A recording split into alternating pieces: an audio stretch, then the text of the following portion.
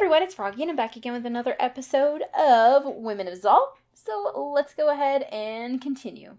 I don't remember who Mara is, but alright. Trust me, I know what I'm doing. This is the best way to keep her voice from reaching the wrong ears. Who is Mara? Your eyes opened, but it still felt like you were not as awake as you could be. I think that was Mara's voice. Damn it. Comes out forgetting my visions, even only some of them, really sucks. You look towards your door. Coming. Hello? When you opened the door, you saw Zuna and Liz standing outside of your room. Without a greeting, Zuna began speaking. This cycle, Hilde will be holding a lecture regarding all the essentials for being a capable matriarch. You will be attending that lecture. Yes, ma'am. I thought you wouldn't be dictating where I had to go. Oh, that's hard.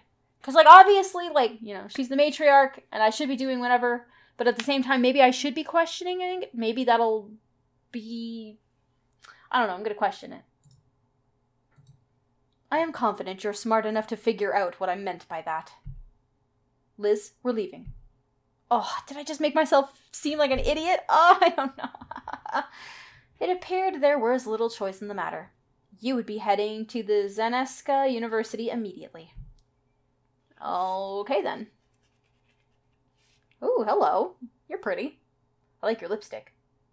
I see some new faces. I guess that means our matriarch finally forced you all to come. The name's M.X. Hilde. Hilde? Hilde? I'm gonna go with Hilde. But just Hilde is fine.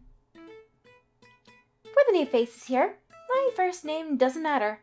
And as you might infer, you don't particularly need to introduce yourselves either. You're here to learn, and nothing else. Liz over there will be standing guard over our session, since suspicious activity has been reported recently throughout Zeneska. Now then, the cycle will be covering distinct advantages and disadvantages we Zulians hold against the average human. Let's start with the upside of not being a human. The concept of organs is lost on us. What? Orgo, what? Organs.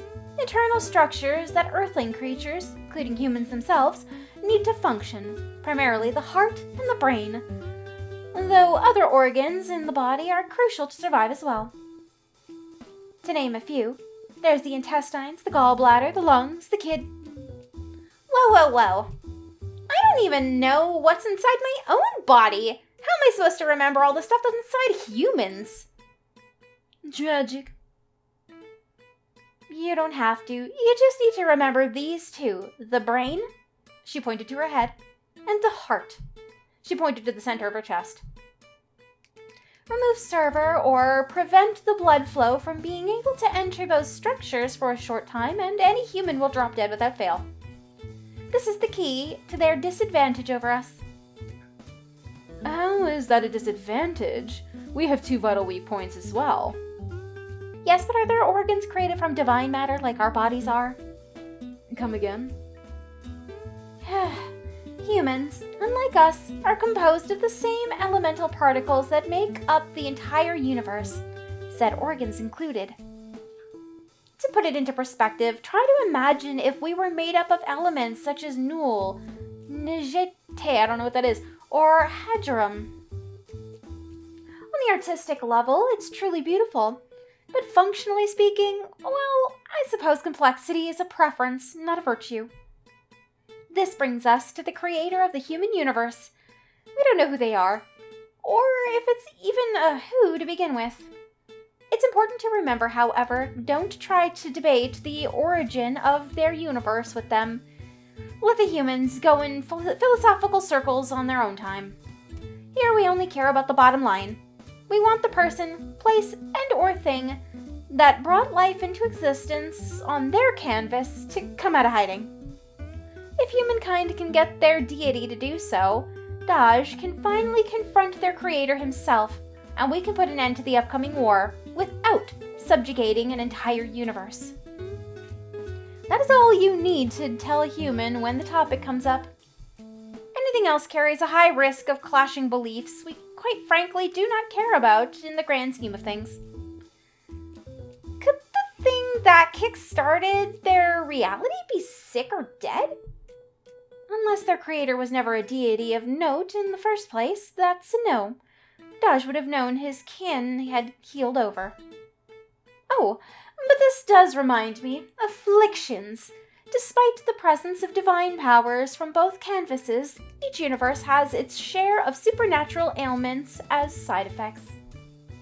For example, some humans can see into the past, but it causes them to sometimes act on impulses more. I'm sorry if there's something flashing in the bottom right corner of the screen. My computer is freaking out, apparently. Anyways. Alternatively, humans may be put into eternal slumber because of their powers.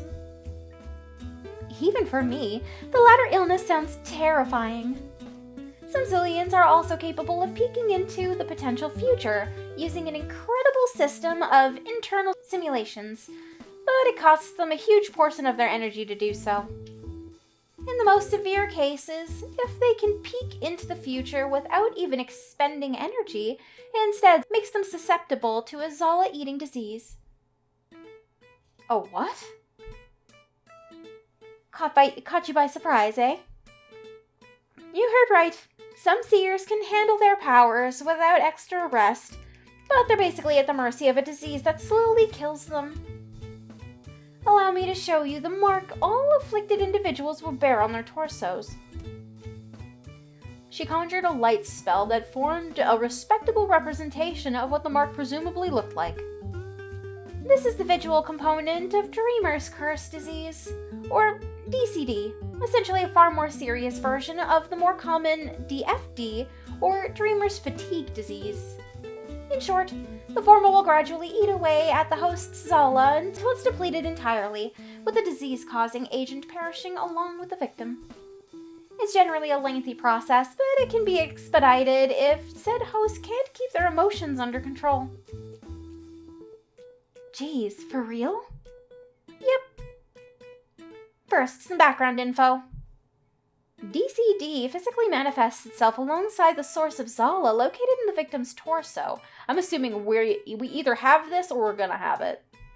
You can see the unique scar it creates both inside and out quite noticeably upon death of the host. Now, when a Zulian gets angry, their Zala circulates through their body faster, which logically results in a disease agent absorbing more Zala. If you want to visualize it, think of a glass of purified Zala fills up faster if you pour more of it at a time. And if you're thinking DCD would make it harder for your Zala to replenish itself like it would normally, you'd be exactly right. It arguably is even the killing blow. The more it siphons away, the more toxins the agent releases, slowing the auto-restoration of the host's Zala to all but a trickle before it becomes outright lethal. Between that and the government always on the prowl for seers, it's a little wonder they're always so secretive. I can't imagine the hardships one would have to face if our government found out about their affliction, seeing how many in office would love to take advantage of such a power at any cost. Long story short, you'd better not tell anyone if you have or develop these powers. And you'd also better hope that you don't run into a Zulian who can identify them or otherwise interact with them. The former would be more dangerous to you than the latter, actually, as interaction would not necessarily give your opponent the ability to pick you out of a crowd. The lecture kept going on and on and on. You felt you learned more than you thought was possible about humans, and more than you thought about Zulians as well. Oh, I rambled for far longer than I planned. Whoops, class dismissed. Jeez. I feel like we were all punished for doing something. Anyone here want to hang out and wash the knowledge away? I'm heading to Yaxita's. Anyone coming with? Ooh, let's go to Yaxita's. I was thinking of heading there myself, so I suppose there's no harm in going together. Just try to steer that tongue away from me. Just try to steer that tongue away from more problematic subjects. Just you poor bastards, eh? Little hope of sitting on that seat if I can't prove my worth. And right now, you're in the way of that. Yeah, I am. So what? Put up these boyish fists and come at me. Ready. Yaxeta then proceeded to clean shop with the both of you. There was no training, only pain. Still, you felt your body's Zala improving at least a little. Ta. Damn it. I knew we had a ways to go, but... It's fine. Let's go. When you arrived back at the castle, you departed from your company and decided to head back to your room, the urge to sleep once more creeping up on you. Jeez, what a cycle. And I think that's where I'm going to go ahead and end this episode for today. I hope you guys enjoyed it. If you want to see more videos from me, then don't forget to like, comment, and subscribe. Ooh, and if you could put a sun emote in the comments below, that would be greatly appreciated.